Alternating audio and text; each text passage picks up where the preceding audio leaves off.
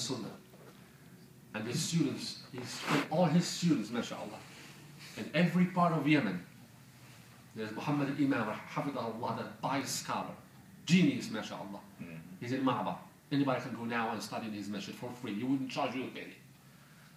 You eat there, you sleep there, just knowledge. You're not going to eat hamburgers and fries. But you're going to eat what? You're going to eat knowledge. You're going to increase your iman. There are more than 60 classes a day. 60 classes a day in his masjid. His masjid fits 100,000 people in his masjid. His name is Muhammad al-Imam. This is one of his students, Muhammad al-Imam. Muhammad al-Imam. One of his students, Abdul Aziz al-Murad. One of his biggest students, Abdullah al-Damal. One of his biggest, Muhammad al-Wasab, Yahya al-Hajuri al-Dammaj. Many of other students, Uthman al-Salimi, Abdurrahman al-Adan. 11 students, all spread, and their students teaching the Sunnah. Look what this Imam Muqbil did. And they started attacking the Shia. Teaching them with knowledge.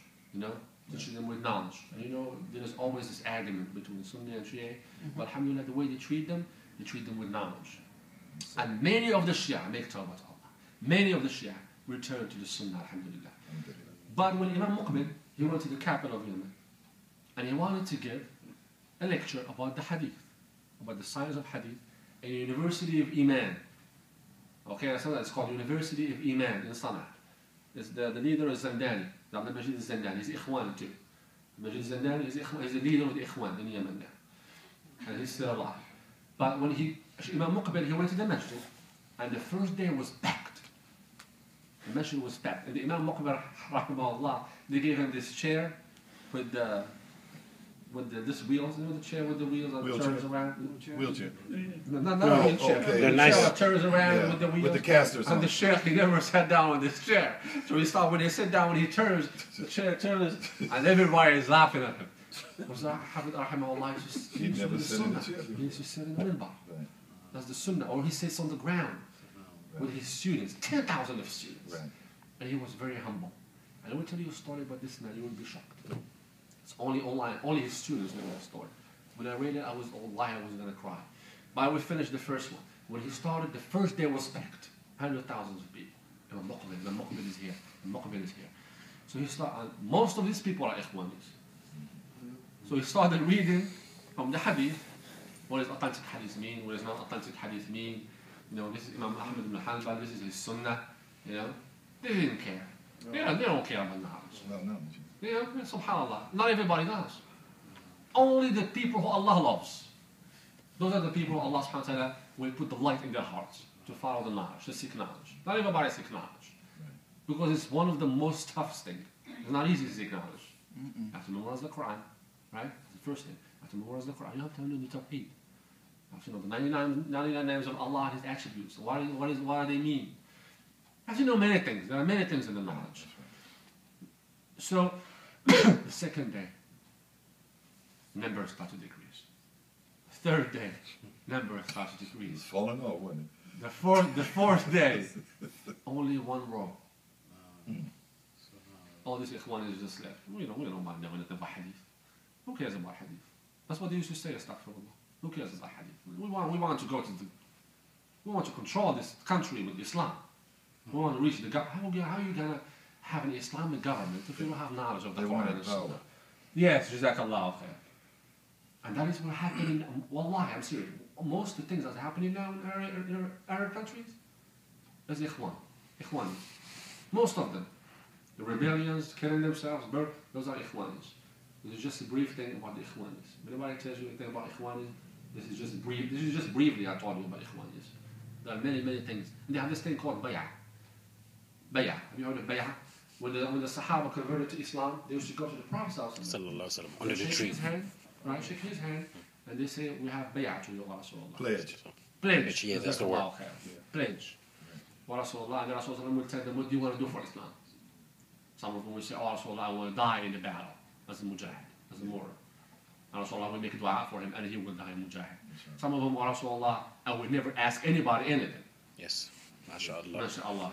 And that was one of the Sahaba. He never asked anybody anything, even salt. Except Allah. When he asked him to sujood, then he asked Allah.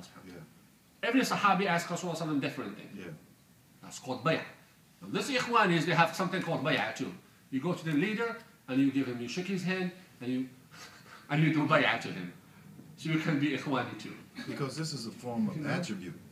This is a form of attribute of all the Sahabas, where one brother is good in math, one brother is good in science, one brother's... Yes, you know where these brothers are, where their hearts are. Yes. Now in Islam there is a bay'ah. But who you give bay'ah to? You give bay'ah to the Muslim leader. Yeah. To the Imam of the Muslims. To the king. To the Khalifa. That's the one you give him bay'ah. Can I interrupt just Not for a anybody. second? Yes. When you said about the Nation of Islam, I was telling you about the brother that took over. That's what we did. I didn't know it was called bay'ah, but we did the pledge. He had the whole masjid give a pledge. And the ones that didn't want to follow his leadership, the way he was trying to lead them into to the deen of Islam. They take them out of the group. Yes. See, that's an innovation. That's an innovation right there. Muslim leader. That's the one you give bay'ah to. Now we're in America. Is there a Muslim leader in America? No. No. Can you give a bay'ah to Obama? No. Of course not. So you give the bay'ah to the Muslim leader. That's the one you give bay'ah Right, to. In your community. Alhamdulillah. Yes, alhamdulillah. In the community that you're in. Inshallah, I will finish with the story of Imam Muqbil. Imam Muqbil, rahimahullah, many Shia used to hate him. Why? Because he was spreading the Sunnah of Rasulullah. So the Shia, they sent this man with a rifle to shoot Imam Muqbil. And Imam Muqbil, rahimahullah, used to go and walk in the mountains. After the Asr, he walks, make dhikr, he read the Quran. All he saw, he said, they never saw Imam Muqbil not moving his tongue. Always. Always. He was always like this. Rahimahullah, may Allah bless his soul. So he was walking in the mountains, making dhikr. Remember Allah. This man, the Shia man, came with a rifle. He saw Imam Muqbil coming.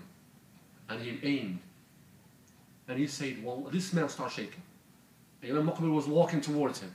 Imam Muqbil was walking. He said, wallahi, the closest he walks to me, the closest I see a light on my eye.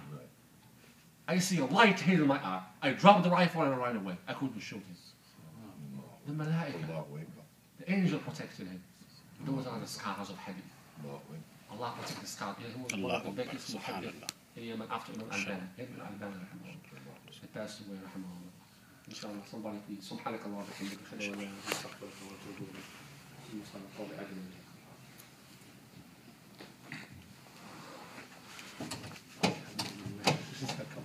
It's not easy.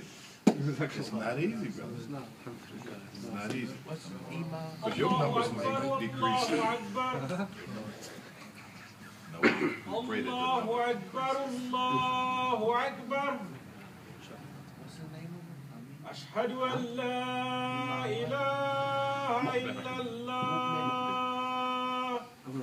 He write it down for us. He has books in father. أشهد أن لا إله إلا الله.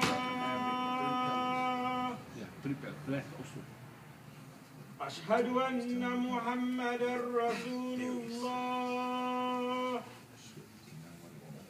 أشهد أن محمدا رسول الله.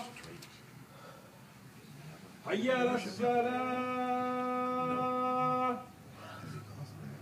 حي على الصلاة. حي على الفلاح. حي على الفلاح. الله أكبر الله أكبر. لا إله إلا الله.